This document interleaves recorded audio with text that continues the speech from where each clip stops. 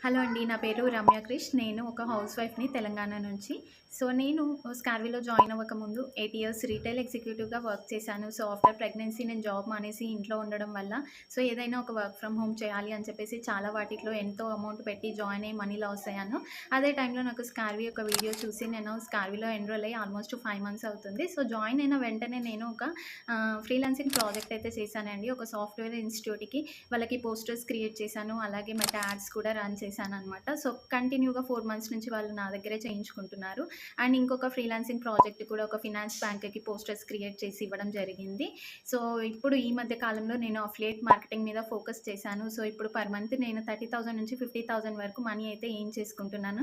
ఇదంతా పాసిబుల్ అయ్యింది అంటే కేవలం తెలుగు గైడెన్స్ వల్లనే అండి. నేను చాలా ఇంగ్లీష్, హిందీ ప్లాట్‌ఫామ్స్‌లో ఎంతగానో ట్రై చేశాను కానీ ఎక్కడ నాకు సక్సెస్ అనేది రాలేదు. కానీ బికాస్ ఆఫ్ స్కార్విలో నాకు తెలుగు గైడెన్స్ వల్ల, ఈ ట్రైనింగ్స్ వల్ల నాకు ఈ సక్సెస్ అయితే వచ్చిందండి. నేను సురేఖ మ్యామ్ గారికి చాలా థ్యాంక్ యూ చెప్పుకుంటాను.